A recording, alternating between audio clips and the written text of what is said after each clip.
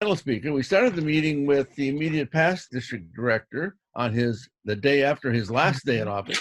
And we thought it was pretty special to be able to have Jose be the first, be on his very first day in office as the district director. And so let me read his introduction. Jose Preciado, DTM, US, will be sharing his vision for the next year on the office of our new district director. He hopes to inspire us to achieve next year.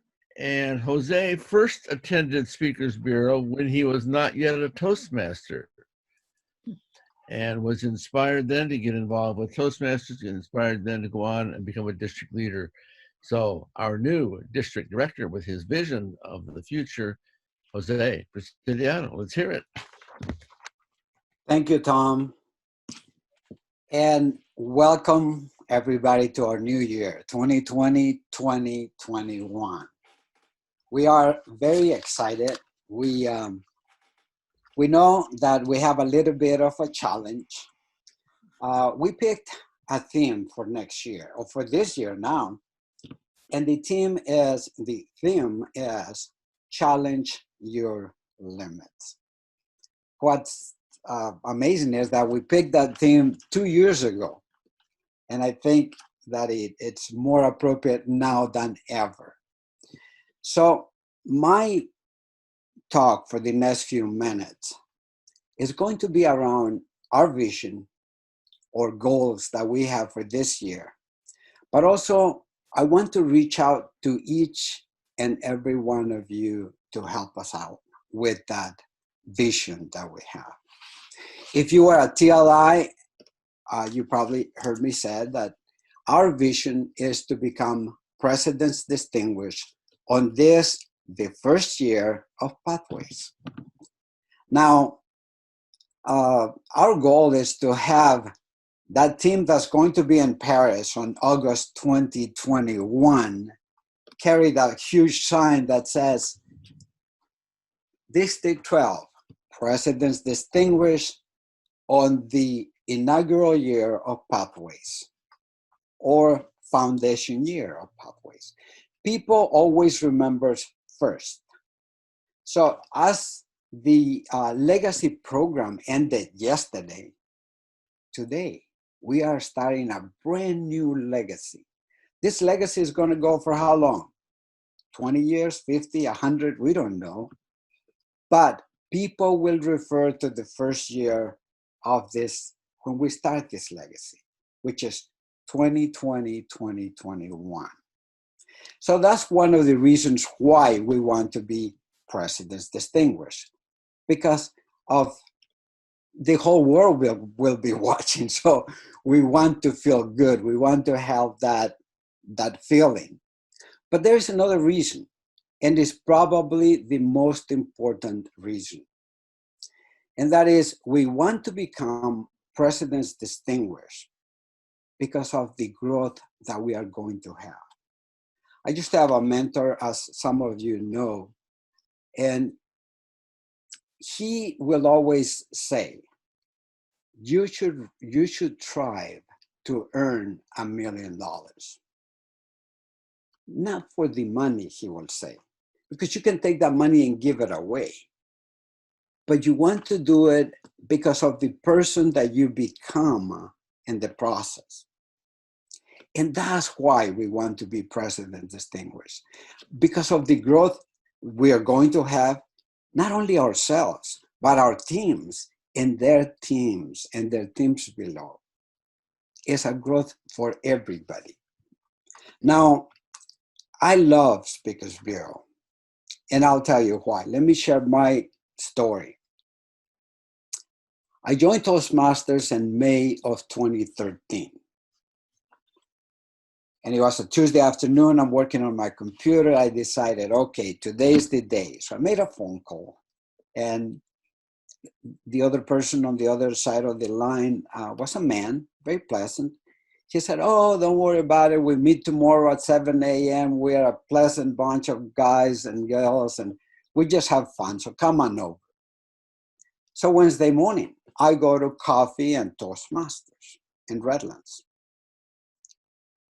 And the venue was beautiful. It was at Cutler's Group. It was a insurance company that insured churches.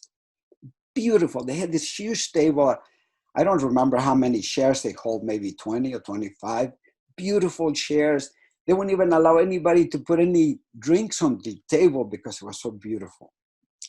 Then the program started and the speakers came up. Some of you knew Grace Lefebvre-Bossard. She was the first speaker. And then we had a couple other speakers that were so great. I was so intimidated that I said, this is it. This is way over my head. Luckily, at the end of the meeting, they made some announcements. And one of them was, remember, is Wednesday, the 1st of the month. We have Speakers Bureau tonight. And we have a guest, Dana Lamont. Well, I had no idea what any of this was, but I decided to give it a try. And I did. I listened to Dana. I bought a couple of his books, and I was very impressed with his talk.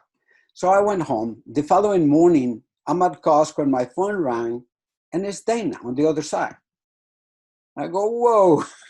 I said, not in a million years I will think you will call me. He said, well, you forgot to give us your zip code for your credit card. so then we had a conversation, and based on that conversation, I am still here. I am convinced that if that hadn't happened, I wouldn't be here. I wouldn't be here talking to you. And the other person that I talked to the day before and that day was Jeremiah Lyle. Jeremiah, our immediate past district director, was the first person I ever talked to in Toastmasters. So because those two people, I'm here. And we are starting a new journey as your district director, which I'm very proud and humble. But now, that being said, we need your help. As QS that you are, we need you. The new trio that we're here, I see Suzanne, I don't see Morris, but the three of us have been talking for the last weekly for the last 6 weeks. We've been busy. We've been putting a lot of programs together and in place, and we're doing good. And one of the things that we want to reach out to you as a QS is to ask you to help us promote Speakers Bureau. I joined, as I said, 7 years ago, I joined Toastmasters. For those 7 years, we most of the time have had about 50 people in Speakers Bureau. My vision and our vision will be to have at least 100 people every single month, whether we are on this platform or back in our own VA hospital at the auditorium there. Whichever the platform is, I would love to have 100 people minimum in it. Now, to do that, we will have to change a lot of the things that we are doing on Speakers Bureau right now. And the main one will be to give Tom, Connie, Sunny Gale, and Michael Osher some help. They've been doing all the work. So we need your help. We need you to help us promote outside media, newspapers, within our district, promoting within the clubs. I'm asking if maybe you could possibly adopt a club. I learned just a few days ago from a past district governor, and I don't know whether it was a program, but it was a statement. They call this twins. They call this clubs that are in between 12 and 20 that every year they almost make it, but they don't. Maybe one year there are 2 members short. The next year, they are 1 or 2 educational short. And they're almost there all the time, but they don't make it. So I'm asking you as a QS, adopt one of these clubs. They used to call them twins. We can call them whatever we want. But adopt one of these clubs and help them go over that hurdle, that bump that they have been, that has been stopping them from achieving the goal that we'd like to have for them. Can you imagine the satisfaction you're going to have as a QS when you are working with a club that hasn't been presidents distinguished for maybe never, or maybe the last 10 years. And now they are because you were there. And it's not that you're going to do the work, but there will be fresh ideas, fresh, different ways of doing things, motivation. The other thing that will happen if you help us do this, let me rephrase that.